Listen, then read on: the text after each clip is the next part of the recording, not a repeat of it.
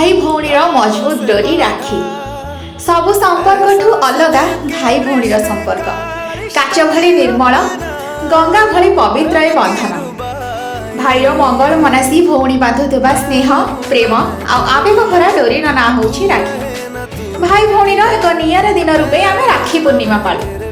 यह श्रावण मासर पूर्णिमा तिथि पड़े। भाई माने निज भौणी मानक सुरक्षा देवाई शपथ करती। केवल भाई भौणी मध्य बंधन को मजबूत करे ता नुह बरं परिवार मध्य एकता प्रेम एवं सम्मान भावना बढ़ाई भाई हाथ में राखी बांधी मथारे चंदन अरुआ चाउल चिंती मिठा खुआई आनंदरे ए दिन को स्मरण करा जाए।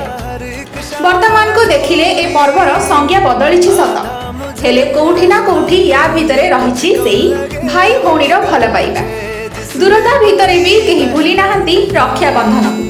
महाभारत रे राखी को नहीं अनेक पौराणिक कहानी रही। लक्ष्मी और बलि हुअन्तु कि कृष्ण और द्रौपदी श्रीकृष्ण अत्याचारी शिशुपालक को बध करने बेले आंगुली कटि जाइथिला। आंगुठी रक्त बाहर देखि द्रौपदी निज पिंधा शाढ़ी चिरी श्रीकृष्ण हाथ में गुड़ाई देथिले आउ रक्त बंद हो जाइथिला। सेतिके बेले द्रौपदी भितर श्रीकृष्ण भौणीर स्नेह ममता पाइथिले। प्रतिबदल रे कृष्ण ताकू सुरक्षा देबे बोली प्रतिश्रुति देथिले।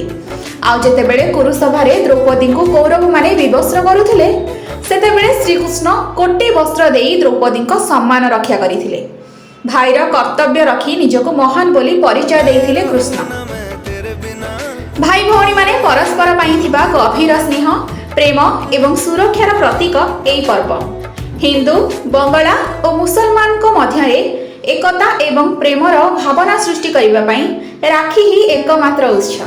कौन निर्दिष्ट धर्म जाति कि संप्रदाय एथिरे देखा जाएनी, देखा जाए खाली निजर पणिया। समस्त को मोर राखी पूर्णिमार अनेक अनेक शुभेच्छा आ अभिनंदन।